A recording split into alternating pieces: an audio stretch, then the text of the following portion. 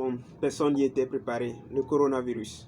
Je suis Atta Hassan, je suis journaliste engagé sur les questions de santé de reproduction et la planification familiale. Je suis jeune ambassadeur à CPF et aussi jeune champion sur le projet Amplify PF de l'USAID. Le coronavirus, cette pandémie, nous devons en tirer toutes les leçons possibles et converger vers la digitalisation des services de santé, surtout pour les jeunes et adolescents.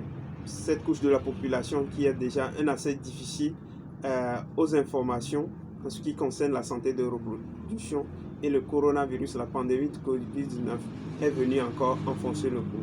La digitalisation, ça va être indispensable et ceci doit passer par la multiplication des applications et plateformes nécessaires disponibles pour rendre des informations disponibles aux jeunes et adolescents.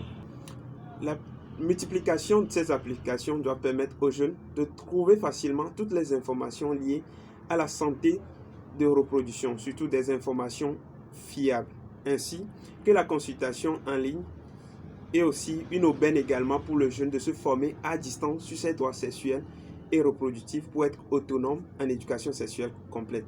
Ainsi, il ou elle pourra prendre des décisions réfléchies et responsables concernant sa vie. Par ailleurs, en Afrique et surtout en Afrique subsaharienne, nous souffrons d'un problème, la loi du silence sur certains problèmes de société, surtout liés à la santé. Je vais parler des violences basées sur le genre, surtout des violences sexuelles commises sur les mineurs. D'après les informations fournies par le centre Kekeli, un centre au Togo qui prend en charge des cas de viol commis sur les mineurs, en moyenne 6 mineurs sont victimes de viols au Togo chaque mois.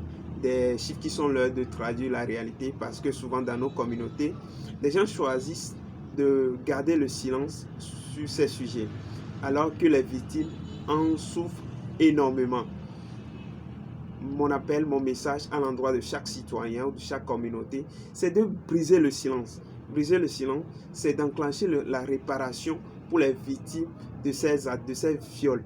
Et aussi, c'est pour dissuader tout candidat à cette pratique malsaine et éviter surtout le règlement à l'amiable qui est encore une seconde injustice pour les victimes.